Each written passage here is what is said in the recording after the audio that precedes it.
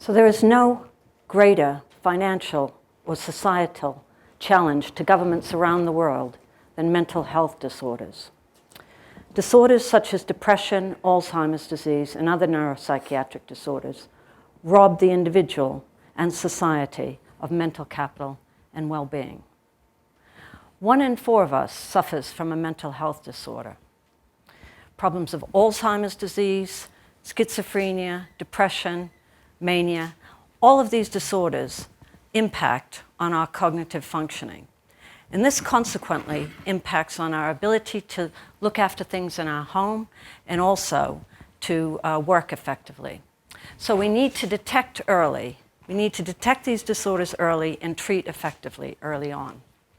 And we can do this with modern technology such as iPads, and also we have neuroimaging technology that we can use. And this will help us. And it's especially important to detect early for Alzheimer's disease, because we are developing neuroprotective agents which will stop the disease process itself.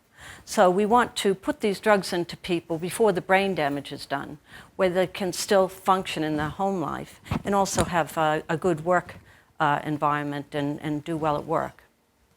Well, we have 2 forms of cognition. One is cold cognition and the other is hot cognition. And cold or rational cognition helps us make most of our decisions in daily life. And hot cognition helps us with social decisions and emotional decisions. And we can measure cold cognition objectively. And we can see that when we do this, it activates a neural network in the brain, which importantly includes dorsolateral prefrontal cortex. And in hot cognition, we can see that that involves a different neural network, which includes orbital frontal cortex. Well, both hot and cold cognition can be affected in neuropsychiatric disorders, such as depression. And this is one of the problems for people being able to work. And that's why there's so much absenteeism when people are depressed, or when they come back to work, there's presenteeism. Well, we have some drugs that can treat some of the cognitive symptoms that we see in some disorders, such as attention deficit hyperactivity disorder, ADHD. So for instance, Ritalin or methylphenidate helps with some of the attentional disabilities that people have with ADHD. But it doesn't treat the whole range of cognitive symptoms, and we need more novel drugs which will be more effective and treat all of the range. So episodic memory problems that we see in Alzheimer's disease, problems with cognitive flexibility, and also we need treatments for impulsive behavior, which can get us into trouble. So although we have some good drugs, we need better drugs. Well, there's a new area called neuroethics. And neuroethics is concerned with how new discoveries about the brain will affect our society. And I'm particularly interested in 2 aspects of neuroethics. One is the stigma attached to mental health problems. And the other is the increasing lifestyle use by healthy people of these cognitive enhancing or smart drugs. And we have to ask ourselves as a society, why are healthy people using these drugs? Why do they feel the need? Is it the pressure and stresses on us in our daily life and the global environment that we're working in that lead people to use these drugs? And in our studies, we have shown that people use them to counteract jet lag and exhaustion. They use them to get the competitive edge in the global environment. And they also seem to make tasks that are somewhat repetitive or less interesting seem more pleasurable. So there's this range why people use them. But governments need to promote good diet and exercise and lifelong learning, because we know that exercise and lifelong learning will promote neurogenesis in the brain, and this is the way we can promote good brain health. But also we can use new technology, these iPads. We can do cognitive training using iPads to ensure that we have good cognitive function, and we can turn them into games. So we need to promote good brain health across the lifespan, so we have resilience, a flourishing society, which is very important. And we need to start early, because many of the mental health disorders start before the age of 24 years. So really, we need governments to realize that mental health is every bit as important as physical health, and that through these new technologies, we can promote good brain health for all members of society. And this, in turn, will stop these debilitating disorders becoming chronic and lifelong, and will obviously help the economy. So my question to you is, how can we ensure that we detect these disorders early and we treat them effectively? Thank you.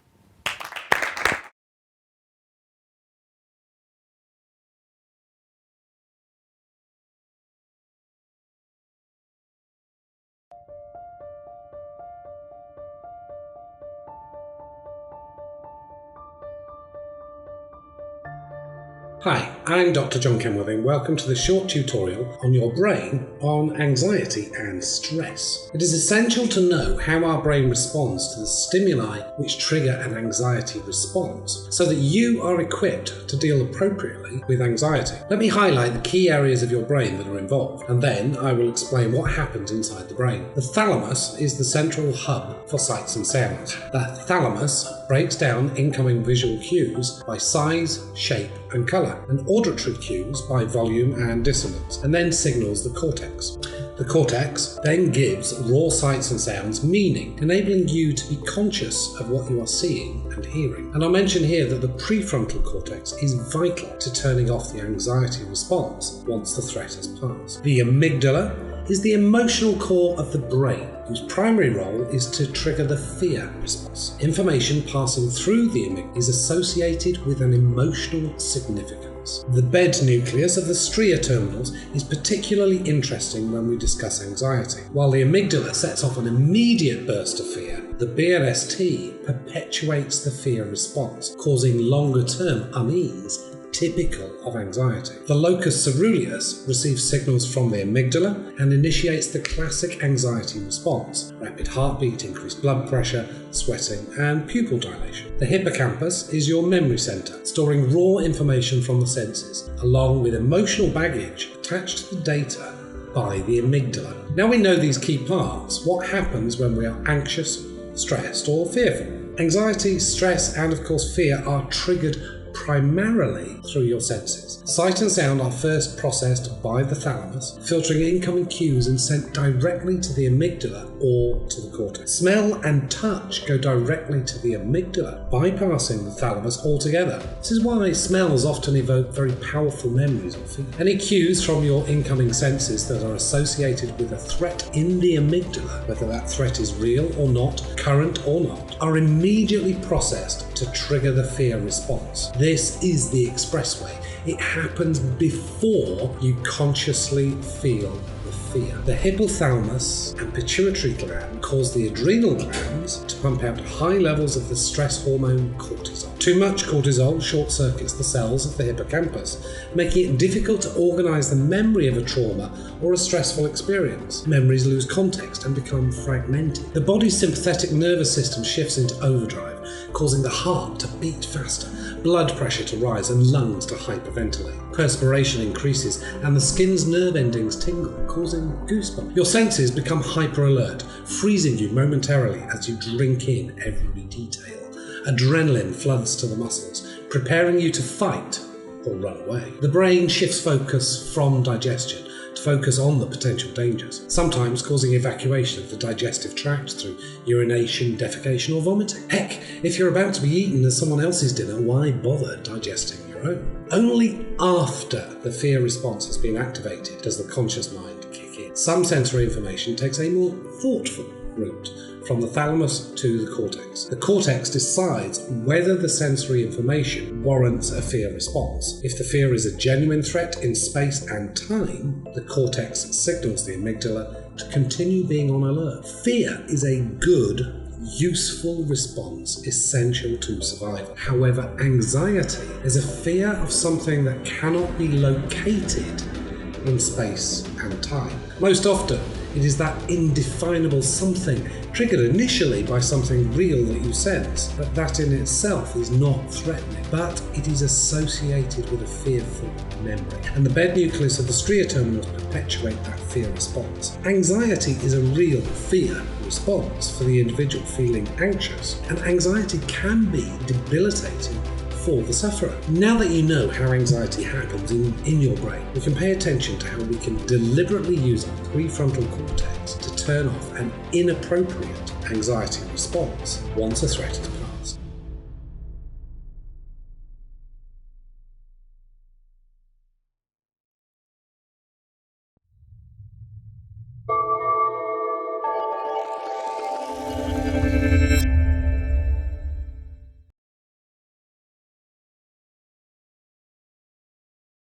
When one speaks about the brain, neurons come to mind, and more specifically the complex network of electrical signal that's traveling constantly throughout the brain. And all brain functions do depend on this communication network, and we saw that in the previous talk. However, neurons are not static objects that are fixed in time.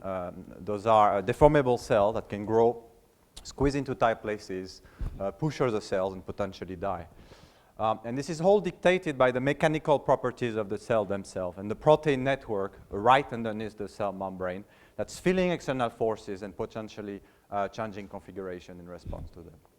As any type of structure, neurons can be damaged reversibly or irreversibly. And the stronger and the faster the force you apply to them, the more probability is that the functional properties of the neuron will actually be affected.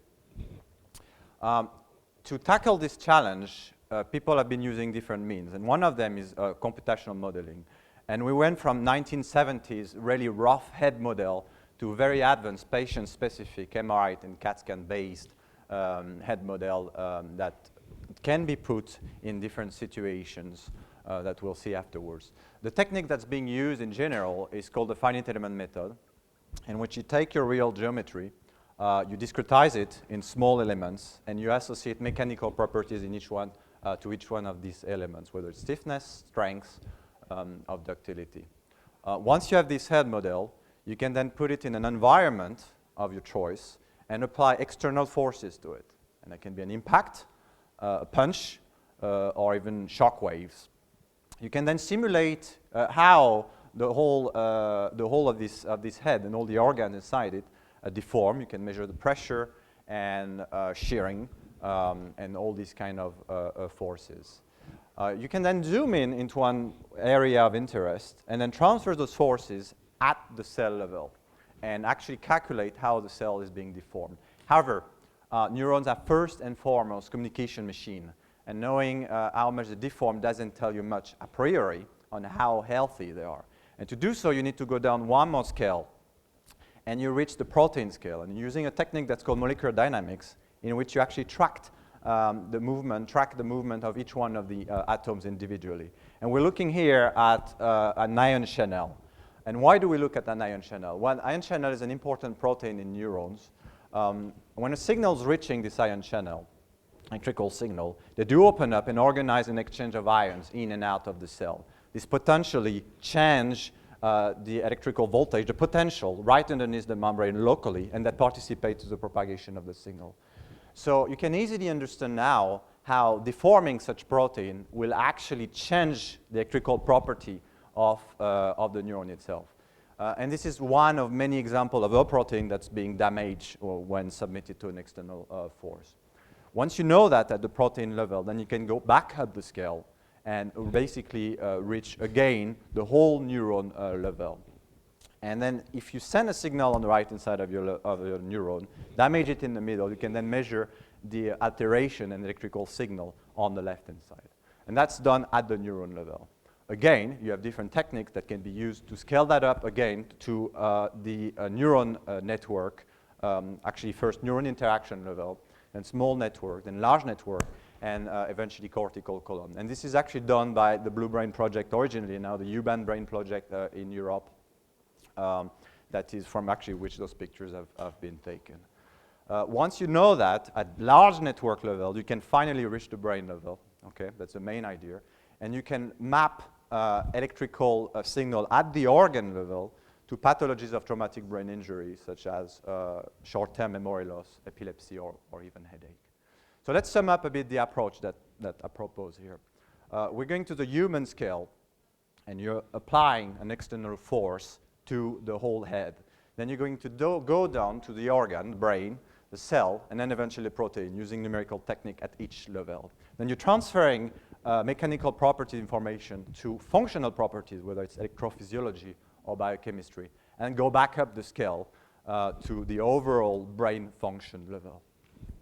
However, the brain is not just a V-shaped process, right? This is an optimized organ by nature that will feel that something is wrong and try to use all these vertical scales and horizontal properties to try to find another optimization state in which you would be healthy again, and we'll see that a bit later. So I have a question for you.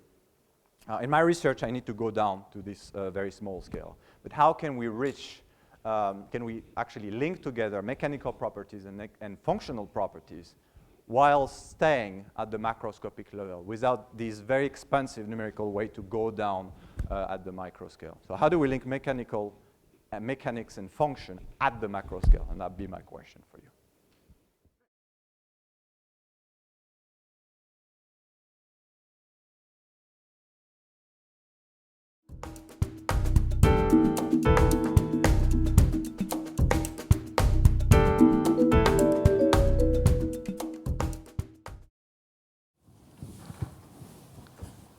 Hi. First, I'm delighted to speak to teachers. I've been teaching only 47 years now.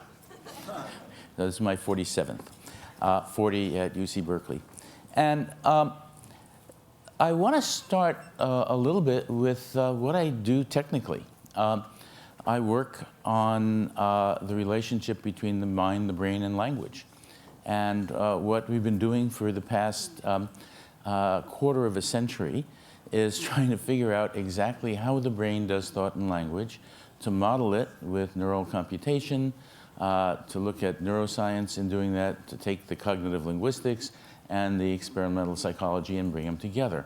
And they're actually coming together. I want to talk a little bit about that, but also why you should care. What does it matter? The first thing to realize is you think with your brain. You don't have a choice.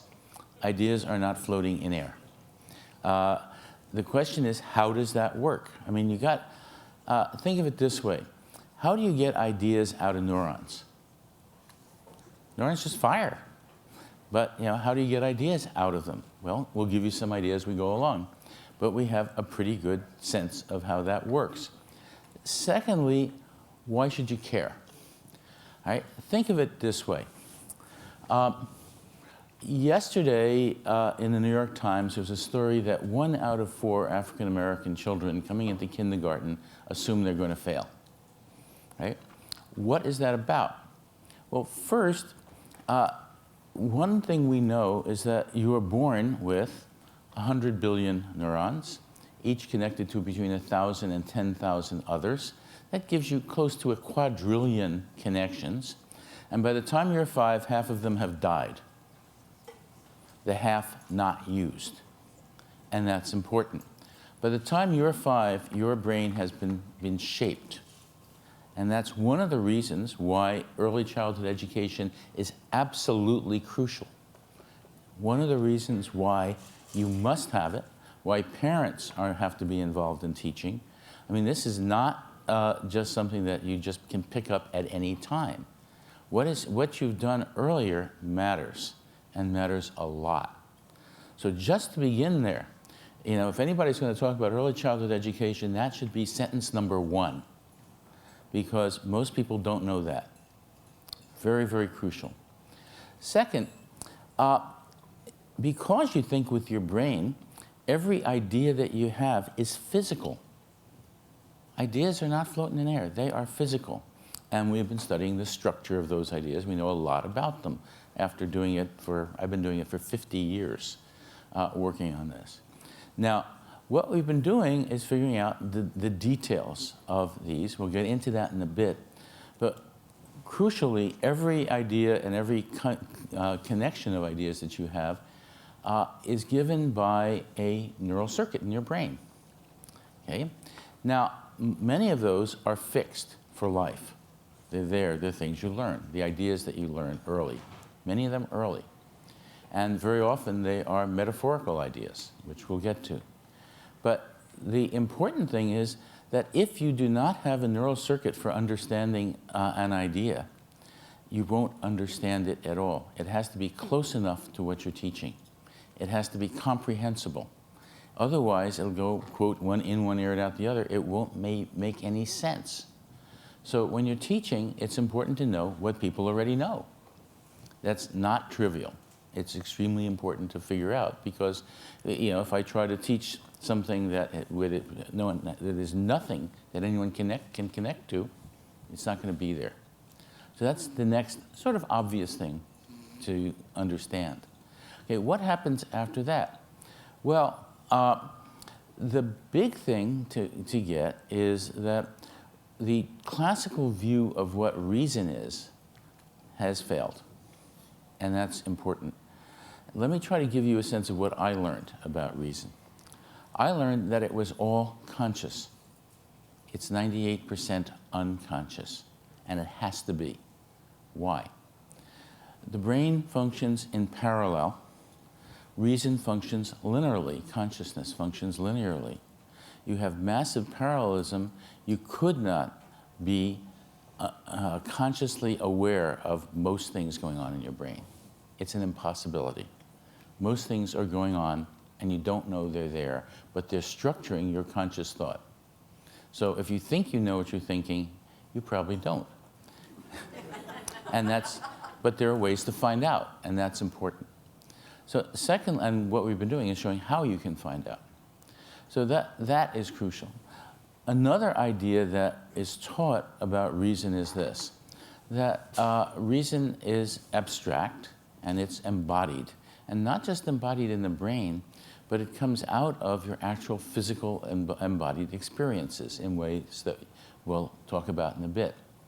That is, it's not the case that reason is just abstract. Ideas don't float in the air. Meaning comes out of what you experience. Another idea that you get is that reason is logic. It's logical thinking. And there are logics of thinking, but I was trained at MIT as a mathematician, as well as I also trained in literature, both, and linguistics. And what you find out when you do logic is that that's not how people mostly think. They mostly think in things called frames and metaphors. What is a frame? Very simple. Think of the frame of a classroom. Okay, you have typically, a teacher, students, a subject matter, etc. Maybe lesson plans, ideas of what you're teaching, and lots of other big ideas that you guys are trying to change.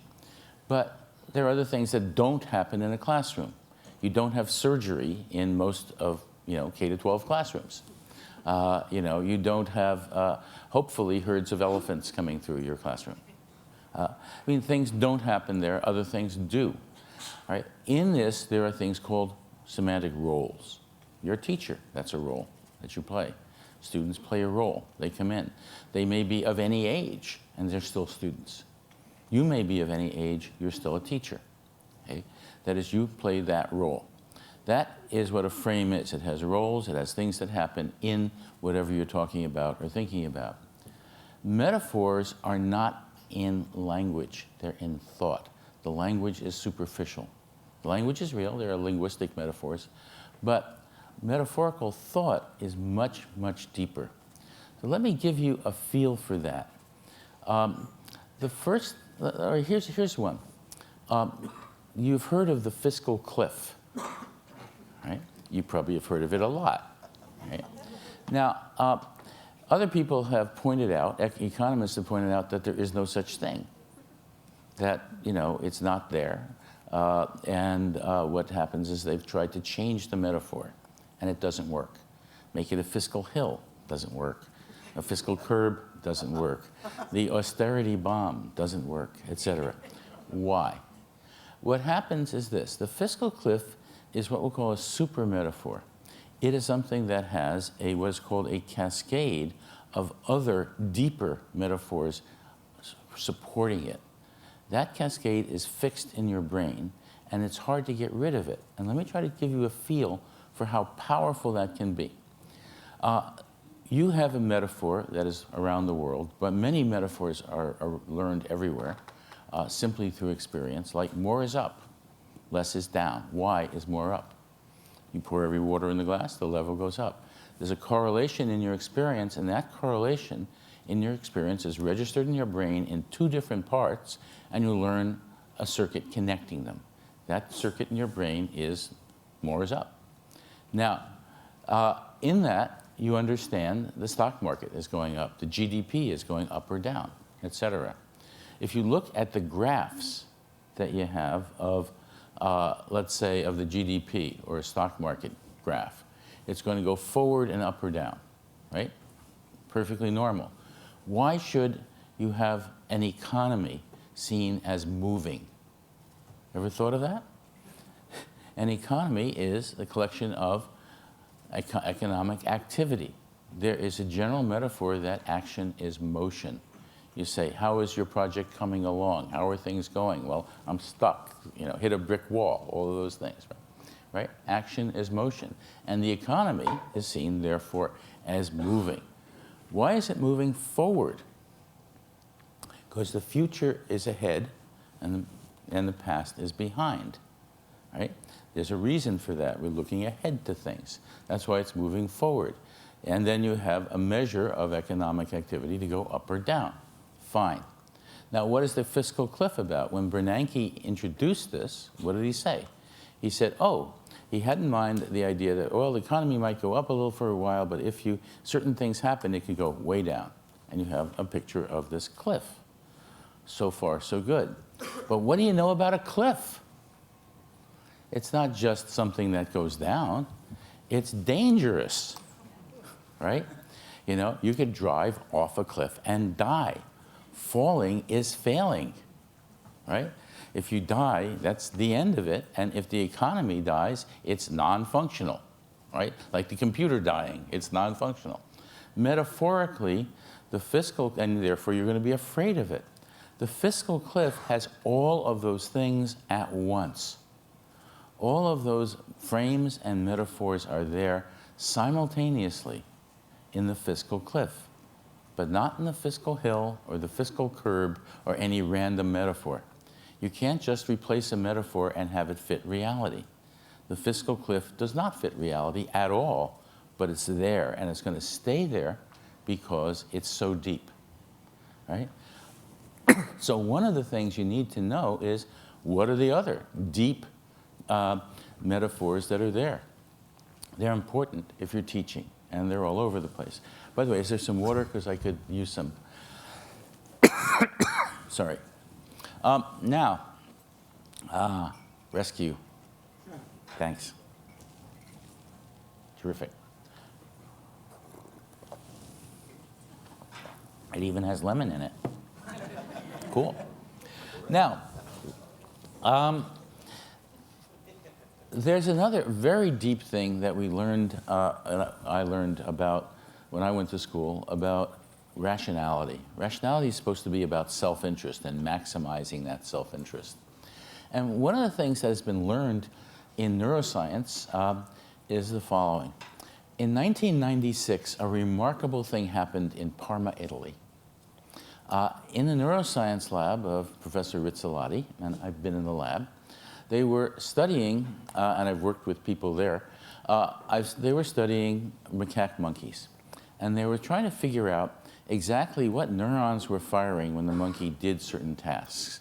And they had implantations in the monkey's brain for neuron by neuron checks, and, which was quite remarkable in itself, in the premotor cortex, which choreographs actions. The actions happen up here, premotor over here, connections underneath. Right? Now,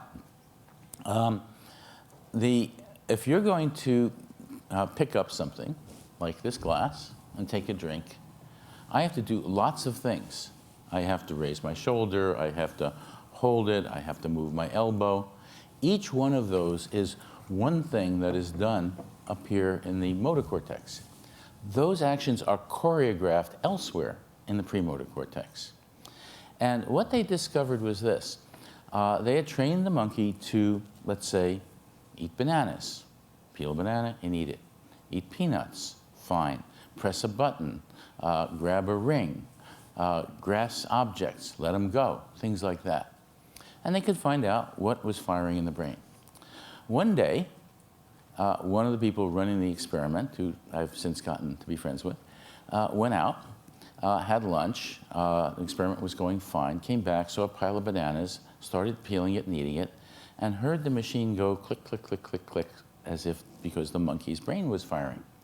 So he went to see what was firing, and what was firing was the set of neurons for peeling and eating a banana. But the monkey wasn't eating the banana, he was. Right? He discovered mirror neurons. That is, there are a set of neural circuits in the brain that fire when you perform an action or you see someone else perform the same one. Now, in addition, those neurons are connected to the emotional regions of the brain, which is why you can tell if somebody else is writhing in pain, or if they're happy, or smiling, or feeling sad, or drooping. You can see it because you see their muscles and they're connected to yours. And every emotion you have has a physical correlate. So, and that's remarkable. So one, we have a physical basis for empathy. Think about that. Second, there's a ridge near there, about this far away in the brain. And in that ridge, there's another set of neurons that fire when you either see an object or there's a normal action you would perform on that object. You see a banana, you peel and eat it, but that's a normal, what's called a canonical action. But sticking it in your ear is not a canonical action. So the neurons fire for the canonical actions, but not for sticking it in your ear. Okay? So what that means is you are connected to the physical world by normal actions. We evolved to figure out how to act normally in the physical world. We are physically connected to that. Now think about what that means about the environment.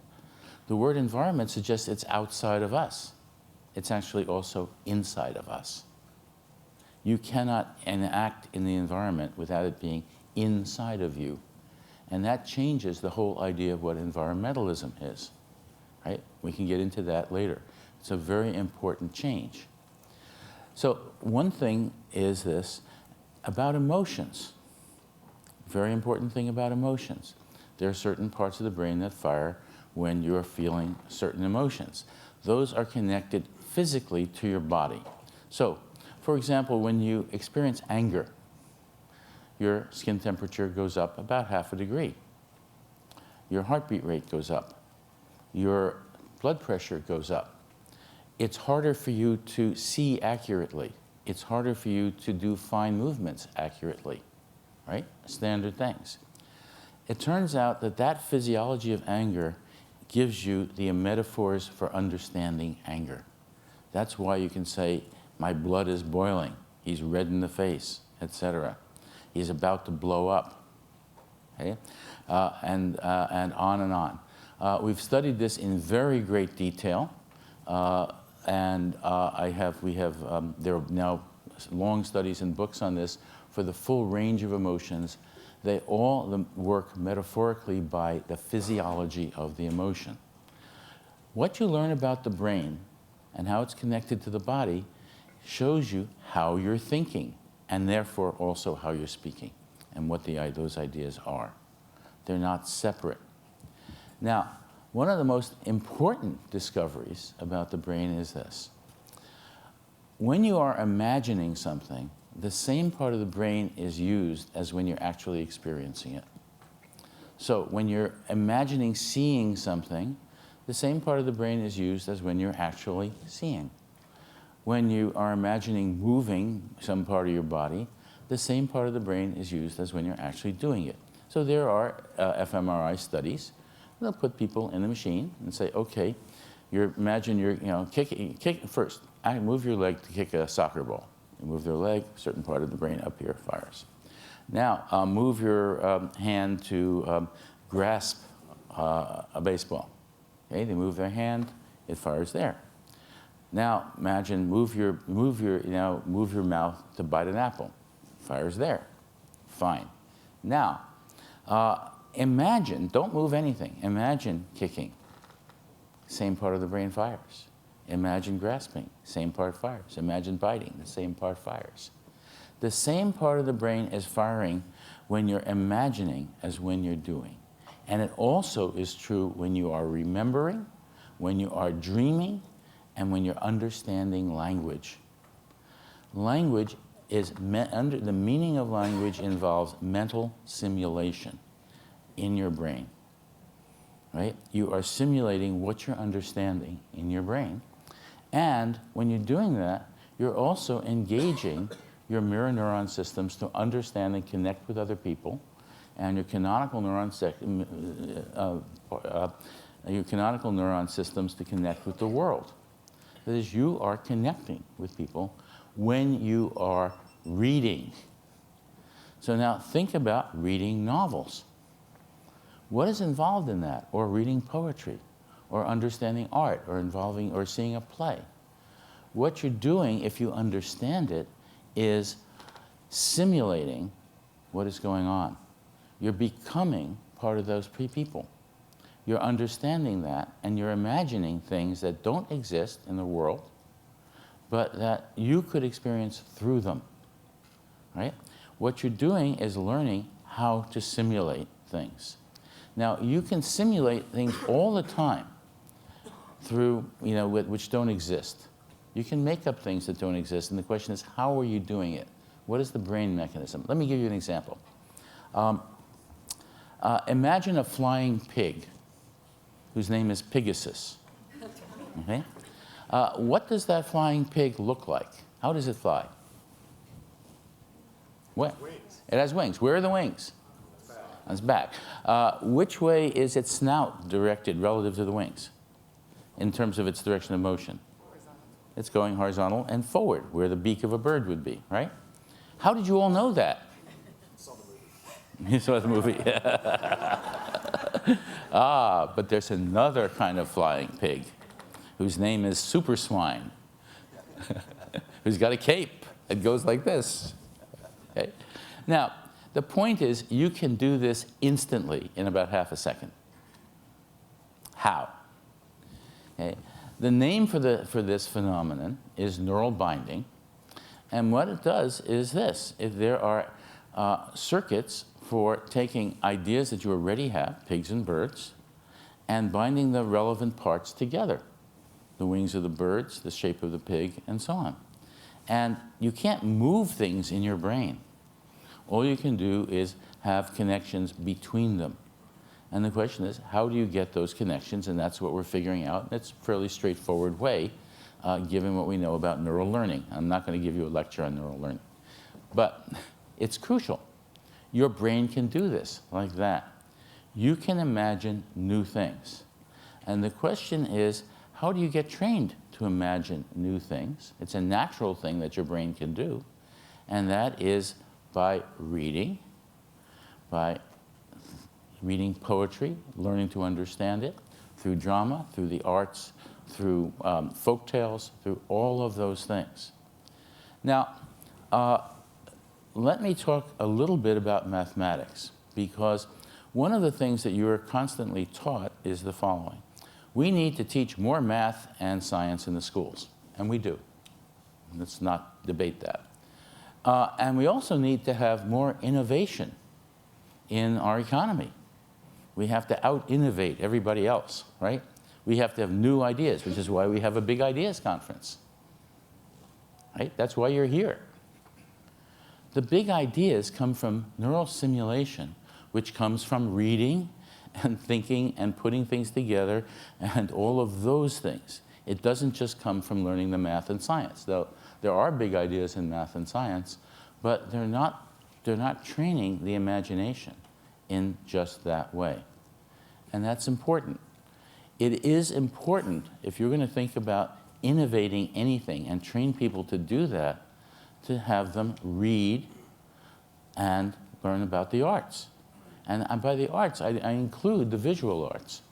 I spent some time back in the late 70s back in the Carter administration, for those of you who might remember that, on the policy panel of the NEA Visual Arts Division. working on arts policy. And what they needed to do was change arts policy. I was the consulting linguist. They needed a non-artist. And what we did was something important. We changed the definition of art with respect to grants. Up until that time, photography and crafts were not considered art and could not get grants. And we said, photography is art. If you're, all sorts of craft making is art all over the country, right? We changed it because you can innovate even in the government. Even in the field of art, you're going to innovate. Even in administration, you can innovate. You can change things because you can think a new thought. Okay. Now, one of the things that I've been doing for the last 35 years is studying metaphorical thought. And I want to talk a little bit about how that happened. All right. In 1978, I was teaching a freshman undergraduate seminar at Berkeley with 6 people sitting around a table. And one day we were reading various papers, and we were reading a paper on metaphor, on the classical view of metaphor and the philosophical view of metaphor and so on. And it was raining because it was February, sort of like it's today. And one of the young women in the class came in a little bit late and drenched and in tears. So she sat down at the table about 4 feet away from everybody else, and we all tried not to notice that she was in tears. Okay, so we're discussing this, and on page 10, Professor so-and-so says this, what do you think about that? Let's go around the table. We get to her, she says, I'm sorry, I can't do this today. I've got a metaphor problem with my boyfriend. Maybe you guys can help. 1978 in Berkeley, we say sure. All well trained. She says, on the way over here, my boyfriend said something disturbing. He said that our relationship had hit a dead-end street. I don't understand what to make of this. And we said, okay, well, look, if it's hit a dead-end street, you can't keep going the way it's been going. You may have to turn back, right? We realized that there were several expressions in which love was talked about in terms of travel. So this is a linguistics class, right? So we say, okay, let's look at all the ways in which love can be talked about in terms of travel. Okay, guys, how can you understand love relationships in terms of travel? One at a time. What was it? I didn't hear that. Getting to first base. Getting to first base. What else? Off-ramp. Off-ramp. Others. It's a bumpy road. It's a long, bumpy road. What else? Fly me to the moon. Fly me to the moon. Right. More. It's a journey. What else? What kind of journey? Right? A long journey. Relationship can be on the rocks, off the track. What else? Spinning your wheels. What? In the air. Yes. What? Train wreck. Right. If it's in the air, you may have to bail out. Right? Went separate ways. Went separate ways. You're going in different directions. You're at a crossroads. Go all the way. Right? Go all the way. Go all the way, yes. Now, given those, we said, okay, nice list. All right? Is there a generalization about this list? That's what we do. That's our job, to figure out the general principles. So you say, yeah, what are the lovers in these metaphors? They're travelers, right? What is the relationship? It's a vehicle, either a car, a train, a boat, a plane, whatever, right? What's going on is they are traveling together in a vehicle toward common goals, okay? And each metaphor is about the problems in doing that. So it's always, on the rocks, off the track, going in different directions, et cetera, bailing out. It's about those difficulties in relationships in terms of travel. Fine. And the young lady says, I'm sorry, I don't care about your generalization.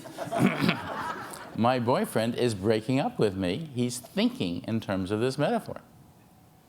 Well, okay, I'm the linguistics professor. I say, that's interesting. How can you think in terms of a metaphor?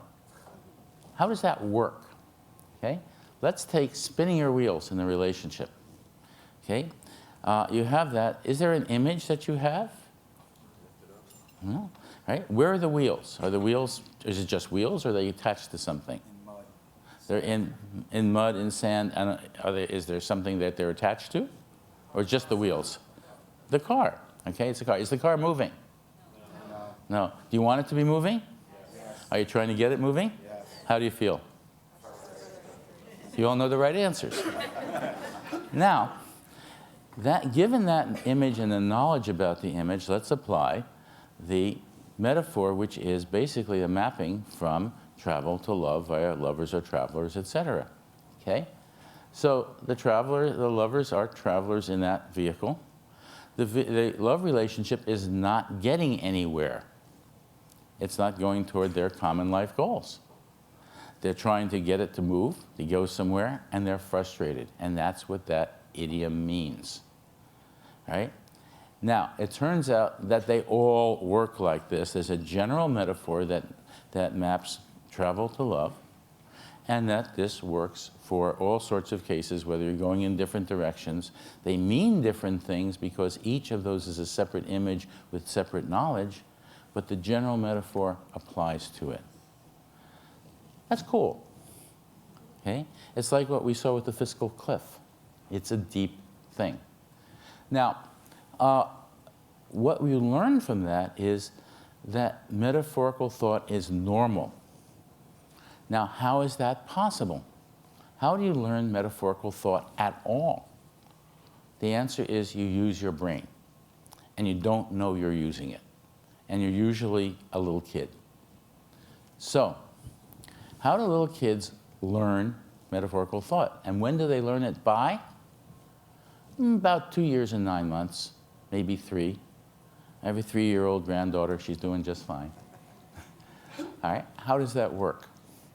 Here you're a little kid, and you look around, and you see your parents pouring water into a glass or milk into a bottle every time the level goes up. Now, you may not be paying attention consciously, but your brain is. It notices verticality change, quantity change, and that there's a relationship between them, more is up, and 2 parts of the brain together notice this. Or suppose they're held warmly. That is, they're held affectionately and they experience temperature in different parts of the brain. What happens is these parts of the brain start being active, and as they become active over and over again, the activation spreads along existing pathways, and it spreads further and further till the shortest pathway is found between them, and you form a circuit. And that circuit is the metaphor of warm as war is up, or for affection as warmth. Now, once you have those in your brain, they affect behavior. They're not just there for understanding, which they are there for. They're not just there for language.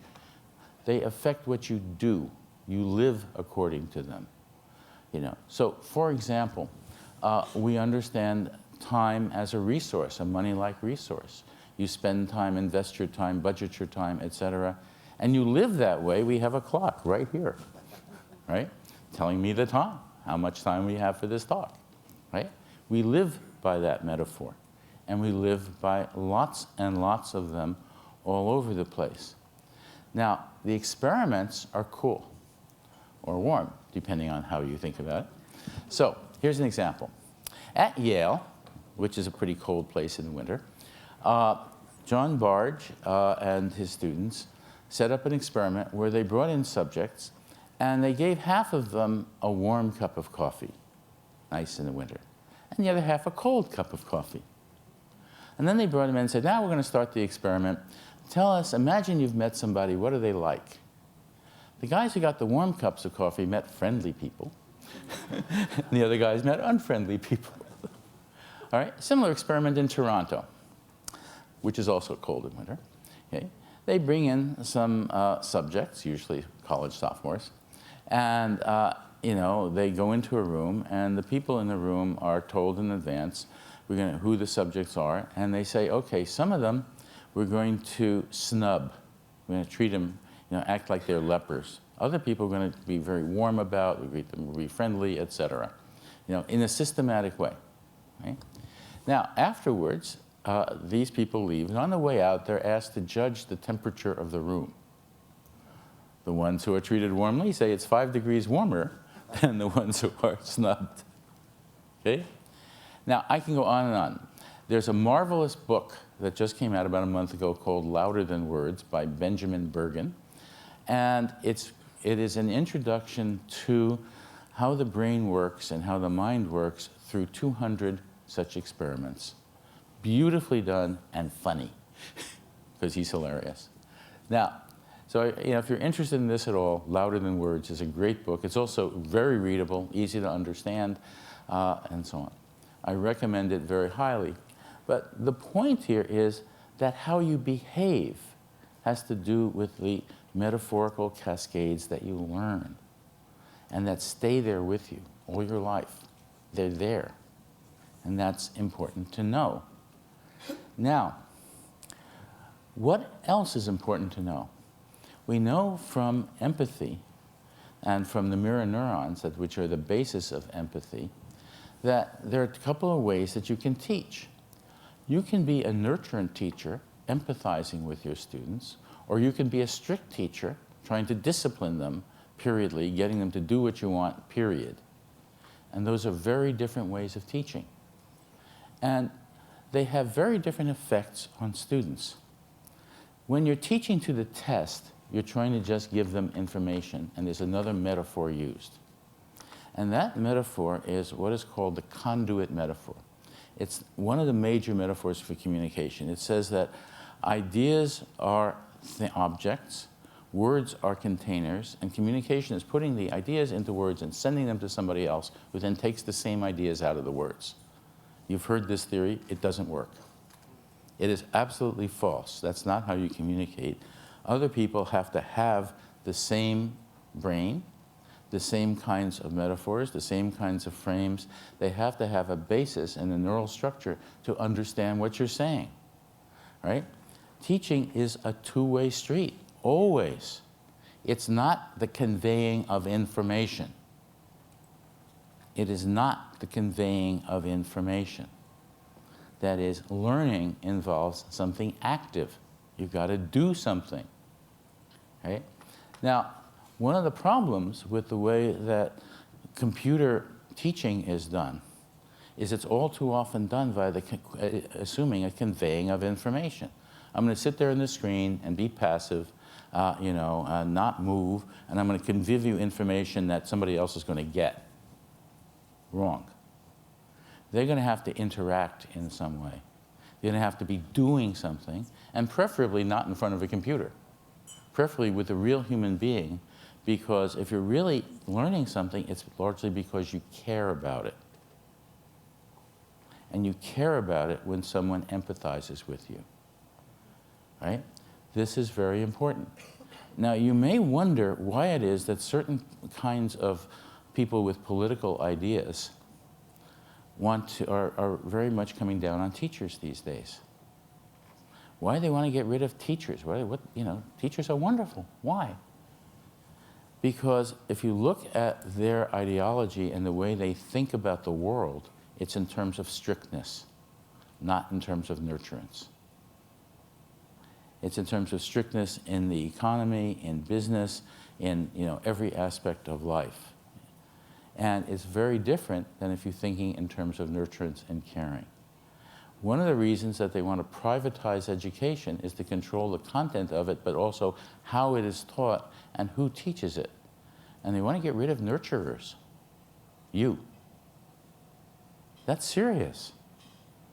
It's very, very serious. There's a reason for this, and it's not just budgets, right? And there are metaphors involved here and frames that are important. What is a pension? A pension is delayed pay for work already done. When they cut pensions, they're stealing your money. Think about it. Nobody's saying that. People are not out there, political leaders are not saying that. They need to say things like that, because that kind of frame is toxic. The idea that you're just, after you retire, well, we're paying you for doing nothing. Hardly. We're paying you for a lifetime of work with delayed pay, right? Crucial to understand that. If you just, if you look at the discourse, there are metaphors being used that are harmful. Harmful not just to you, but to your students and to our country, right? So it's really important that you understand how brains work. This is not trivial, and this comes out in every aspect from the fiscal cliff on down. So I want to stop now and just take your questions and whatever you want to talk about. The floor is yours.